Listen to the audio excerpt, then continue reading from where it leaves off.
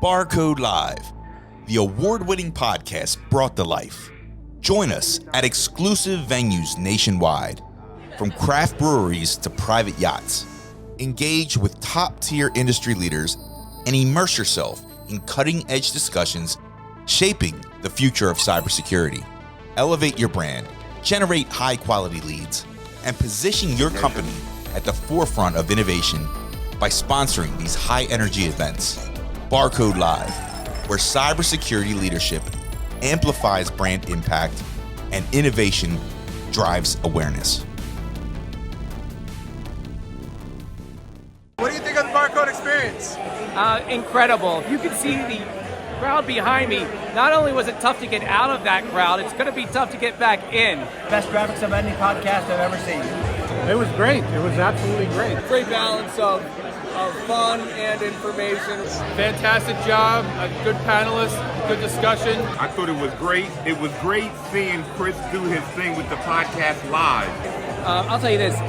I'm a cyber criminal, I would be afraid if Chris is on my tail. That guy will figure out any type of cyber crime. He's the industry superhero.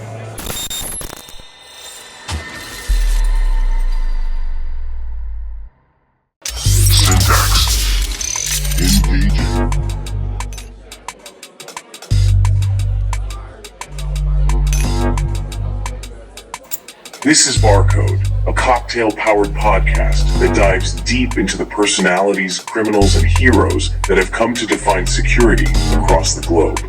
Please join our host, Chris Glanden, for another wild foray into the incredible world of humans and how they intertwine with today's modern technology. We hope you enjoy today's episode.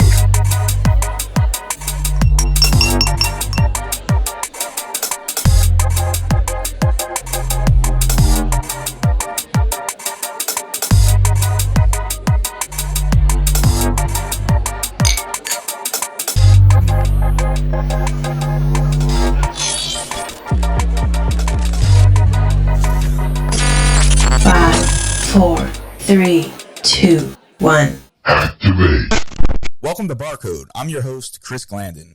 And today we have a very, very close connection to the podcast, Dr. Matthew Canham. And for those that don't know Matt, he is a former FBI special agent and research professor at UCF and leading expert in human AI integration. He is the co-author of the forthcoming book, Synthetic Media, Deepfakes and Cyber Deception, Attacks, Analysis, and Defenses, and serves as executive director of the Cognitive Security Institute, a nonprofit focused on evolving security threats in human and artificial systems. Matt, welcome back to BarCode. Thank you, Chris. Thanks for having me again. Anytime, man. If you don't mind, Matt, I think we should level set on a key term that I think we'll be discussing more throughout this conversation, and that key term being cognitive security. If you don't mind, let's just start there. Would you mind defining, from your perspective, what exactly cognitive security is?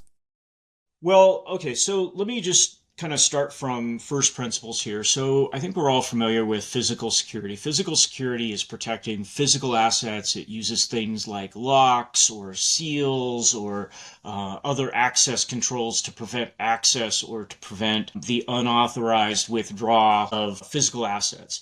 And a lot of the principles that are actually developed in physical security were then later transferred over to cybersecurity as people were learning how to develop protection of information assets. And so cybersecurity is focused on protecting information and or systems. Now, cognitive security is really how I'm thinking about it is protecting agency. Specifically, what I mean is that somebody should have informed intentionality. So if somebody believes that they are giving money to Brad Pitt to help him with an upcoming kidney surgery, then they should actually be helping Brad Pitt with his upcoming kidney surgery. If that is a scammer who is behind a deep fake impersonating Brad Pitt, then that person is robbing that victim of their agency. So that person is no longer making an informed intention intended action. They're no longer making an informed intended action. They're being deceived, and they're taking an action that, with full disclosure, they probably would not take. And the reason that I'm really using this term agency is because we're very quickly, very, very quickly moving into a world where cognitive security is not just applying to humans. I know right now that's primarily the direction that it's applied, but we're talking AI agents. People are already beginning to use AI agents. I think in a very short order, we're all going to have our own personal AI agent. I think Louis Rosenberg, you've had on your show, he talks about this, right? We're going to have, what is it, the elves, the life assistants? Yeah, the digital elves. The digital elves, yeah. And for as important as we think cognitive security is for ourselves, man, our digital elves, if those things get turned against us, I mean, that's going to leave us in a very bad place. So cognitive security, as I conceive of it, is really this, it's protecting the agency of humans and AI to make sure that they can make informed, intentional actions. Got it. So then how would you differentiate cognitive security from another key term that I guess most of us are more familiar with, which is social engineering? Right. That's a great question. And this is something I get asked often. And I think that this is very important because something I hate is when people just come up with new terms for the same old thing, right? And what I would say is that social engineering refers to a cluster of TTPs, tactics, techniques, procedures that are used to manipulate, again, humans, although arguably social engineering attacks have been applied against AI. There have been documented cases of this. But again, this comes back to this idea of cognitive security, right? It's not just humans. I'll illustrate the difference, though, with an example. And the example is from the movie War Games. And so in the movie War Games, David, who's played by Matthew Broderick, he manipulates school staff to put himself into a position where he has access to passwords that are written down and kept in a desk. And so that is an example of a social engineering technique. He's using a technique to gain access to something that he wouldn't otherwise have access to by manipulating human beings. Now, later on in the movie, he is able to reverse engineer a backdoor password that was created by the creator of a system that he's trying to gain access to. Now, he believes that this designer is dead, so there's no way for him to contact the designer of this system. But he also believes that this designer has left a backdoor password that will give him access to this system. So he goes into this huge sort of effort to learn about the individual and then reverse engineer that password, and he gains access to the system. So this is not something that I would consider to be social engineering, because he did not manipulate anybody to get access to that password. He reverse engineered the cognition of the person who developed that system. It's a very different type of an attack. And in fact, this is something that we catalog, actually. It's an offering, it's an open source offering by the Cognitive Security Institute. The Cognitive Attack Taxonomy is a catalog of over 360 different types of cognitive attacks, vulnerabilities, exploits, etc. And what Broderick's character did was essentially an inference attack. So he was able to put together pieces to infer the password that gave him access to that system through a data vulnerability, which was that information that was available about that designer. So by exploiting that data vulnerability using an inference attack, he was able to reverse engineer that password and gain access to the Whopper system. And maybe in the show notes or something, I can put links to the entries for both of those attacks. So let me say a little bit more about cognitive security and where this is going and why I think this is important at this time. And I mentioned that the Cognitive Security Institute has this open source product called the Cognitive Attack Taxonomy.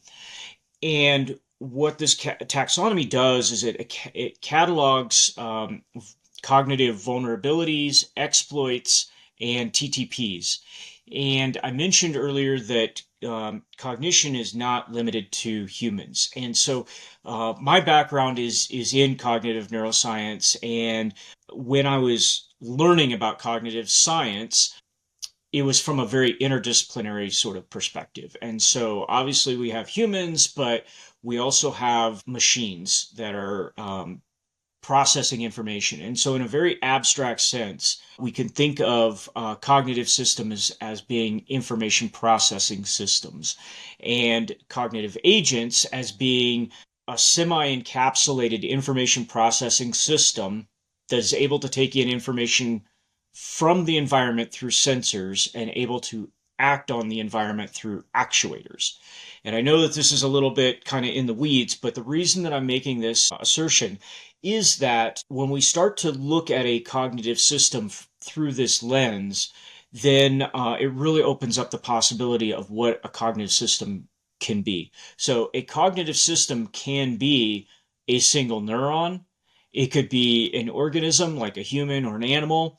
It could be a socio-technical system like an airplane cockpit where you have two humans and you have a dashboard, which is a form of external memory, which is that memory system is distributed between those two humans, the pilot and co-pilot. And when we consider the cockpit as the system, it can take in information from the outside world through sensors like altimeter and speedometer and so on and so forth. And it can actuate by exerting control over the airplane's, rudder and elevators and so on and so forth to act on its environment, right? So that's a cognitive system. This can scale all the way up to a nation state and all the way down to a single neuron. Okay, so how does this all tie back in? Well, several years ago, and I have not really been able to figure out who came up with this idea first, whether it was Bruce Shire or whether it was Ian Farquhar, but around the same time, they proposed independently an HIM add-on to the OSI model. So most people in this audience are probably familiar with OSI layers 1 through 7 sort of stack, right? And so they proposed that a layer 8 be added, which would be for human systems, a layer 9 for organizational policy or organizational systems, and a layer 10 for legal and regulatory systems. And when we start to think about, again, cognitive security as being securing cognitive systems, not humans, but cognitive systems, then we have things like ChatGPT that exist on layer 7. Right. And so we have the LLMs. I asked ChatGPT, it told me it exists at layer 7. I'm taking it at its word. And so we have layer 7 cognitive attacks and vulnerabilities. At layer 8, we have things like social engineering that we discussed already.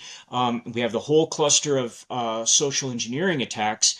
We also have other things like there's something called the Stroop test. And the Stroop test is, or the task is that someone is supposed to name the color of the font of the words as quickly as they are presented. And so you might see the word cat, but the font it's in blue font. And so you say blue, or you see the word car, but it's in orange font, and you say orange. The problem is when the word blue, so spelled out BLUE, but it's in orange font, because of those contradictory inputs, it actually causes people to significantly slow down.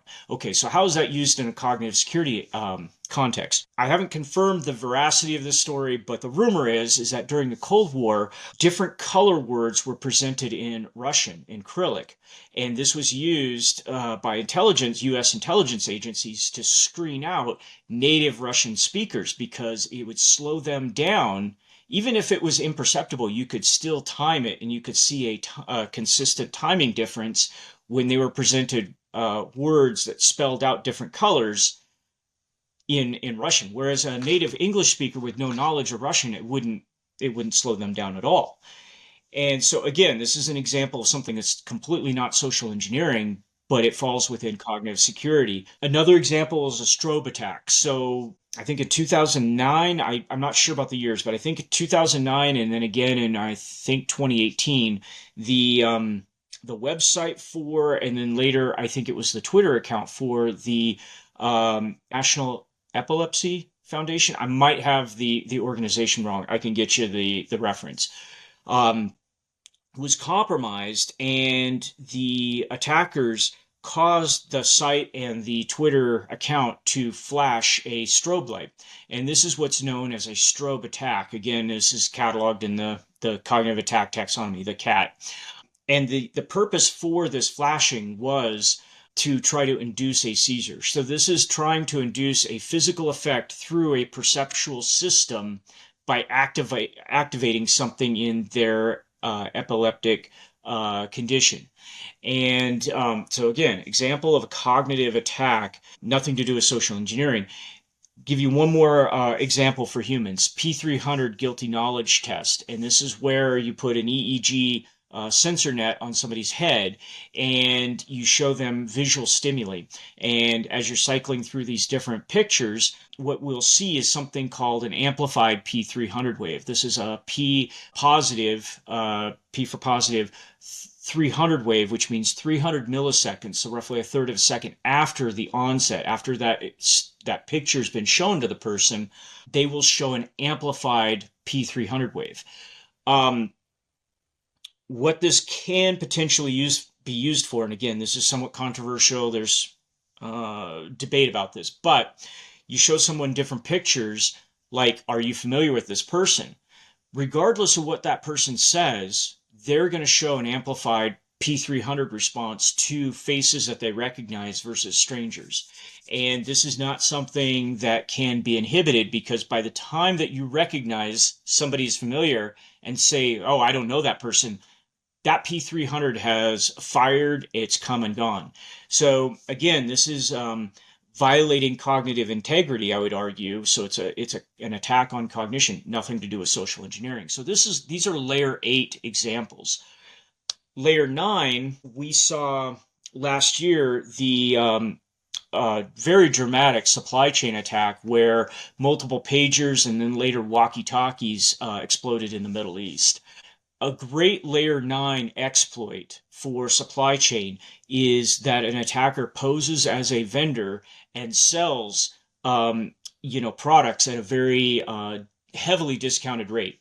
This is exploiting policy that encourages a reduction or a reduced budget, right? So for a department that has a policy to say, buy the cheapest thing or buy the least cost equipment, this is a vulnerability that can be used to exploit supply chains, because you can use this then as a way to interject or introduce malware or even in this case, dangerous products into that supply chain, right? So that would be a layer 9 vulnerability. Layer 10, law. Because of the way that AI is progressing and the rate it's progressing, I think things are going to start getting very strange very quickly. And I don't think we've even begun to see what that looks like. But Bruce Schneier's written somewhat about this already, that we exist in socio-technical systems. And these are social and technical systems. Well, something that I'm starting to play with a little bit is using LLMs to look at established law. And in a way, what we can envision, I think, in the near future is that LLMs are going to be able to operate almost like software scanning or code scanning tools, but on legal code, not software code. And when we get to that point, if they're able to scan for vulnerabilities, then maybe they can understand where to inject exploits or where to exploit those vulnerabilities.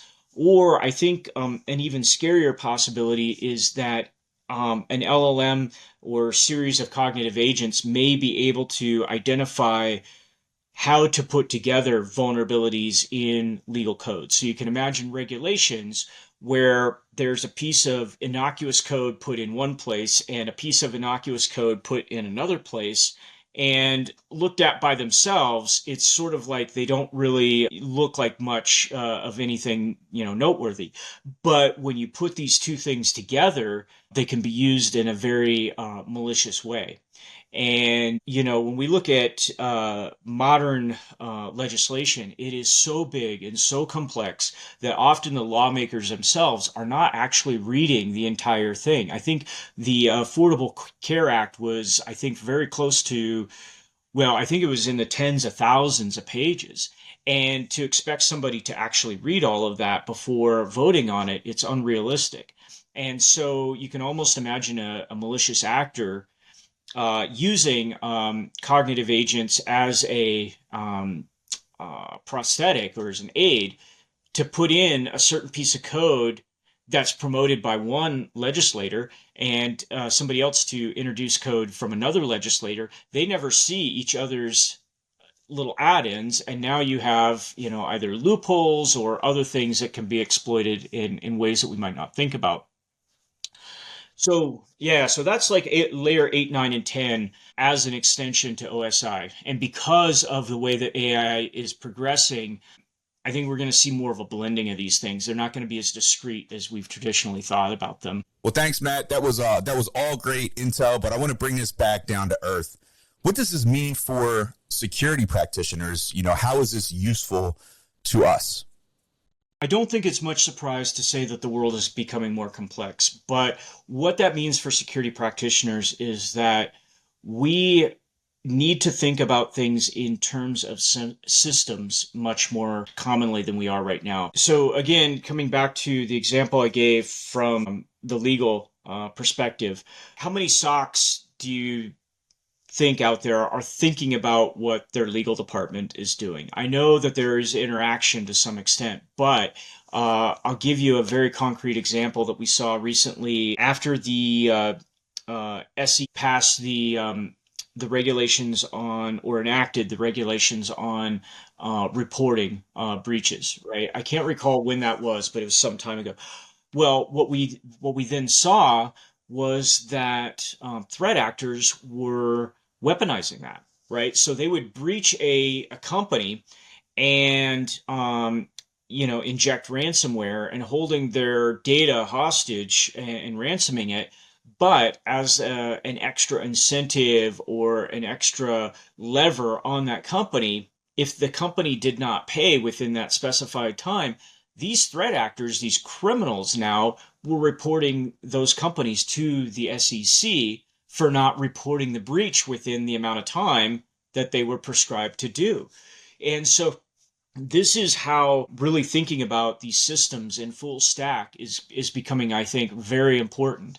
And this is going to affect everything, public relations, but also investor responses. And so having a much more holistic and systems perspective on security, I think, is critical.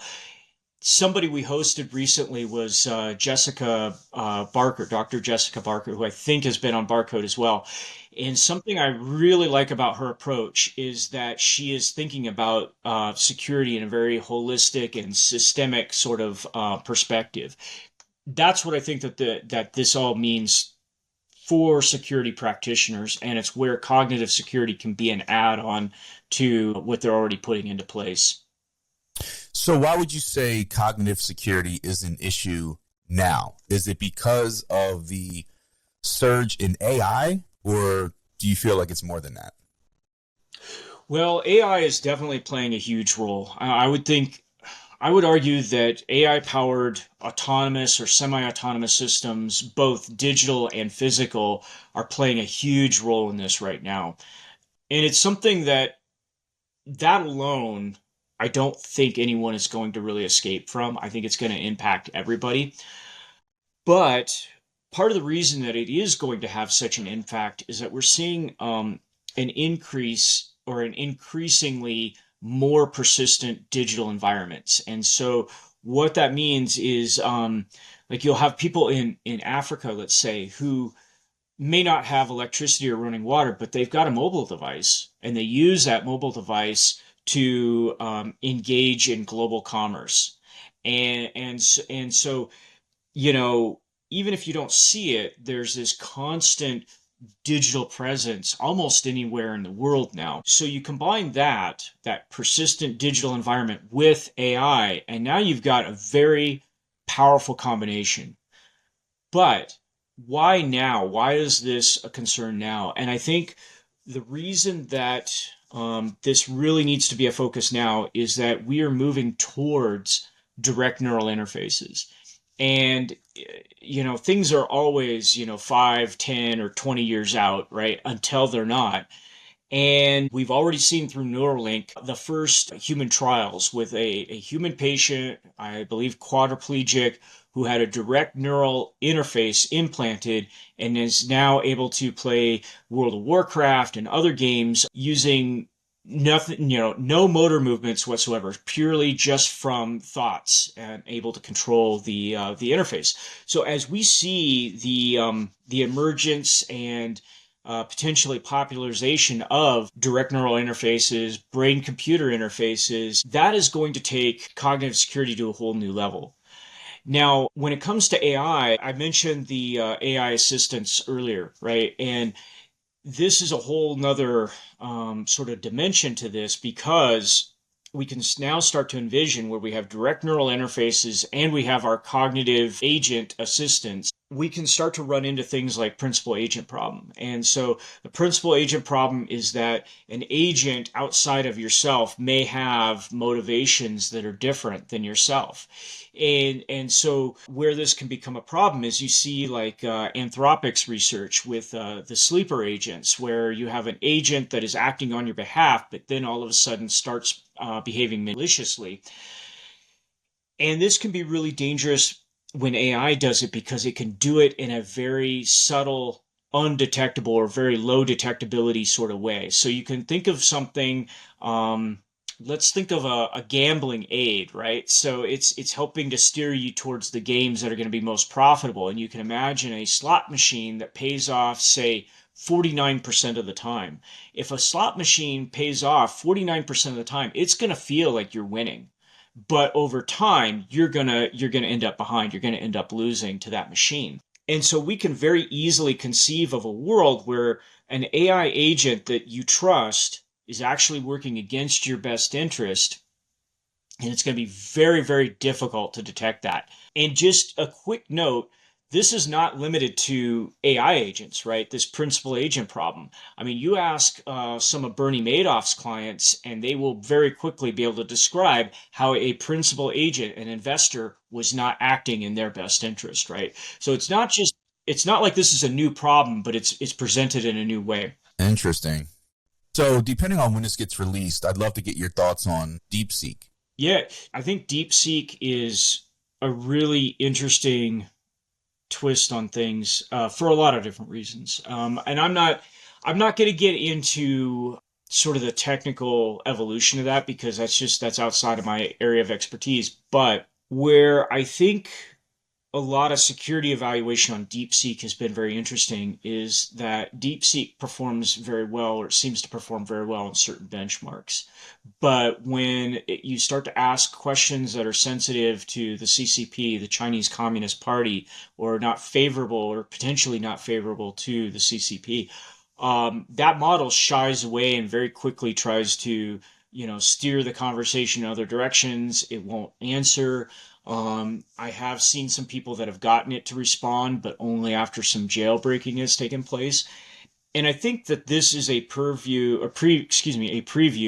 of the direction that these things are going, because we already talked about the this principal agent problem and the AI agents, and we've already seen, not just in DeepSeek but in other models, political preferences. There was a paper that came out late last year, I think it was in Proceedings of the National Academy of Sciences, where the researchers actually mapped out the political biases of different models.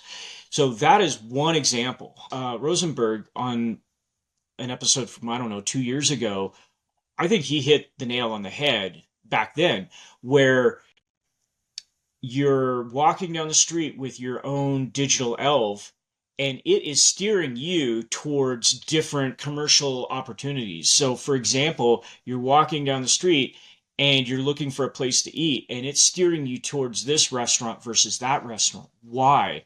Did this other restaurant happen to have, some sort of in with the company that's running your particular AI agent, steering you in this direction versus that? So, I mean, right now, these things are very blunt objects, right? But where this is going is that SEO, search engine optimization, is probably going to go right out the window. And what's going to replace it is that we're all going to have our own AI agent assistants.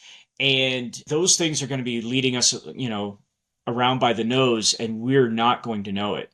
Yeah, they'll be unmarked. I mean, we talked about that before where, where is it going to fall in terms of responsibility on disclosing that it is pointing you towards this direction because it is a paid advertisement? Because if not, that could get really, really scary.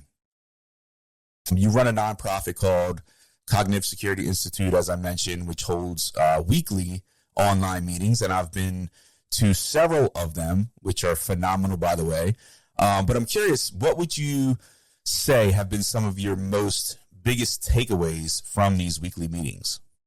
Well, first, I'll plug that in a few weeks' time, depending on when this is released, we'll have somebody presenting from OpenBCI, and so we'll have a neuro talk. I think that will be our first. So some things that have been very surprising from 2024 presentations. And so these meetings, they follow the format of somebody will present on a topic, usually, an expert in the area.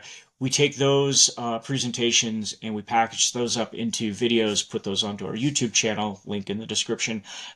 But we have a discussion afterwards that stays private within the group. So one of these episodes, which is actually going to be released on our YouTube channel this week, is by an individual who goes by the handle Random Wheeler.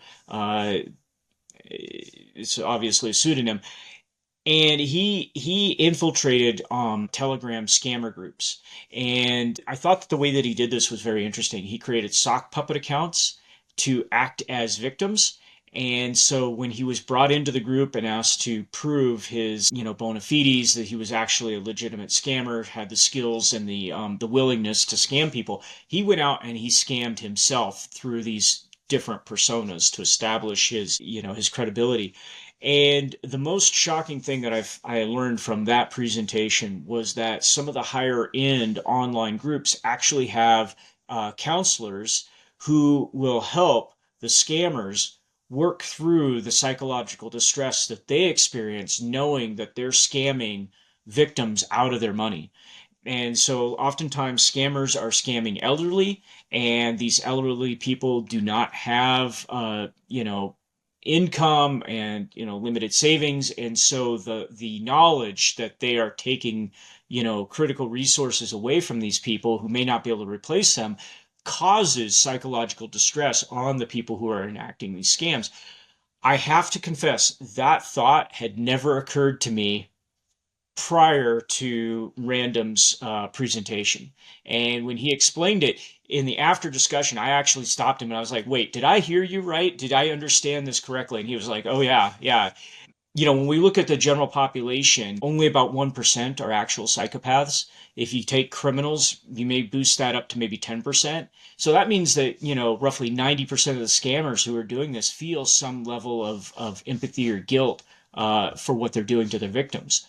And so that was something that was completely surprising. Another recent one, I think this is actually this year, but I'll throw it in there anyway. Isaac Hathaway demonstrated his deepfake OS, and this is a red teaming toolkit, open source, and he was able to demonstrate real-time video chat with audio deepfake as the voice. And so this is significant because it's very difficult in a real-time interactive video chat like what we're having right now to sync up the audio voice, the audio deepfake voice of, say, Tom Cruise while also impersonating the video of Tom Cruise and getting those the lip movements and everything to match. And if you look, there is some discrepancy, but man, he is very, very close to having cracked that. I thought that was very interesting. That's wild. And I'm hoping to have Isaac on soon and have him demonstrate that.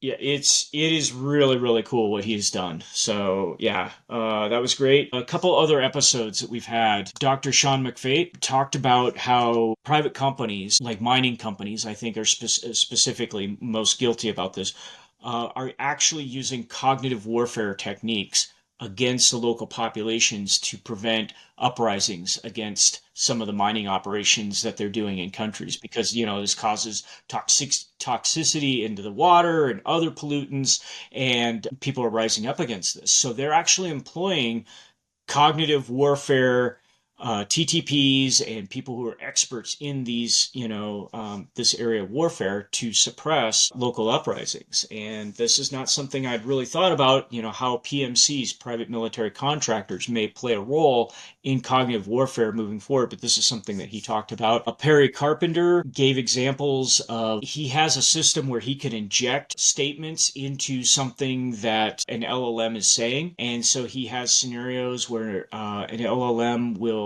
take on the persona of a virtual kidnapper, or will try to voice fish to vish somebody. In fact, he was one of the competitors in the John Henry competition at DEF CON last year, which pitted a human visher against an AI visher, and the AI visher voice bot lost that competition by just a hair's breadth, and the humans actually gave the AI their trophy and said, look, you guys really deserve this. So that Perry Carpenter was in that team. We hosted him about a month after that competition, and he demonstrated these injects. And so you have this voice bot that is trying to elicit someone's password and or login credentials, and all of a sudden it starts talking about, what would you like on your cheeseburger? And so then he would respond back. He's like, that's kind of a weird thing for somebody from technical support to be asking me. And it was very interesting to see how the models would try to reset or adapt to something that really did not make sense in what they were saying. This, I think, alludes to a much bigger and emerging sort of issue, which is machine psychology.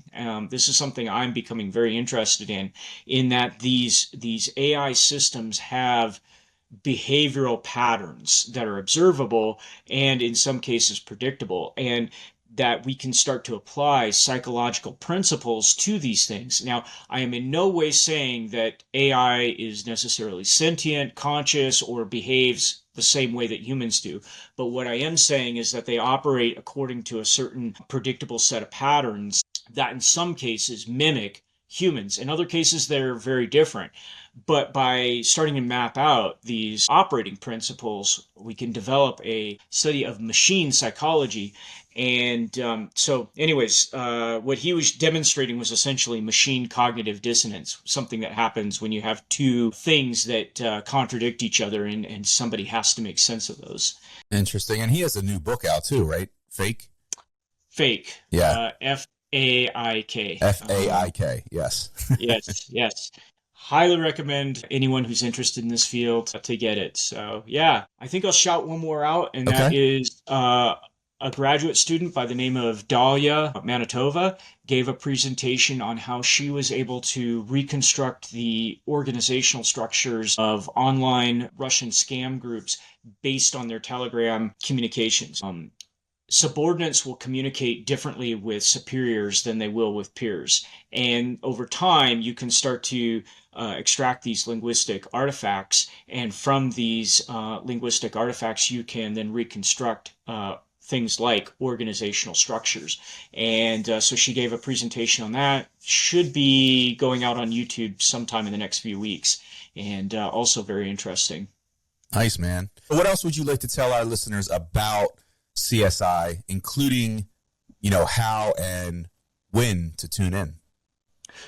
Well, we are posting videos every week. And so you can go to our YouTube channel. I'll put a link in the description. And that for right now is probably the best way to find us. We also do have our website, which is cognitivesecurity.institute. We are currently organizing a few in-person meetings. We had an in-person meeting last year in Las Vegas that kind of coincided with the Black Hat and DEF CON conferences. We're looking to do some similar things in the future. I would say if you have an interest in this stuff, reach out. We don't accept everybody as a member. We do some screening because of the nature of the things that we're talking about. However, if you're interested, reach out and you can apply to become a community member. And we are growing by leaps and bounds. We grew over 250% over the last year. Yeah, we're gonna definitely bust that number this year. We're already on track to break that number within a few months. This is probably a good place for me to mention I will be presenting at RSA 2025. Nice. Congrats, man. I didn't know that. Oh, yeah, I didn't tell you that. No. No, thank you. So now I have to book my RSA ticket then. That's what you're telling me. Yes, absolutely. Yeah, please. It'd be great to see you there. So what we'll be doing there is we're going to be leading a lab. And what this lab, it's a 2-hour lab, and it will be introducing the concepts of cognitive security, but we have a cognitive security framework that we're going to be introducing there and teaching people basically how to apply this to an organization. And then, so it's like a 2-hour lab. That's kind of the first hour. The second hour is we take what we've learned in the first hour and we actually run through a tabletop exercise and apply that to scenarios with cognitive attacks embedded within them. So that's what we're doing right now. And like I say, we're growing like crazy, and more to come, definitely. Yeah, I encourage everyone to at least connect with you online. Again, I've been involved with CSI, I think, since you started it, and try to listen in as often as I can. And I will say that what you're doing is a differentiator. There's nobody really else talking about the topics that you talk about, have the people on with the level of expertise that you have on. So I learn something every time I tune in to your show. So I would love to see that continue growing, and welcome any involvement that people are willing to put out there, and point everybody your way to help continue that evolution. Thank you. Okay, Matt, you know what time it is. Last call. You've been on the show before. I already have your signature drink info in the database, so I don't need that from you again. But I will ask you this question. If you say you added a new cognitive security themed drink to your bar since the last time we talked, what would you call it and why? Well, first, let me say that I think I want a new bar. So you want a new bar? Yeah, it's been a while, man. As a hat tip to Win Schwartow, the new bar will be called The Institute. And yes, and the drink would be called The Complexity, or maybe just Complexity. Complexity. Just Complexity. Just Complexity. Yeah. And do you want me to go through the ingredients? Yeah, please do. I'm writing all this down, so. All right.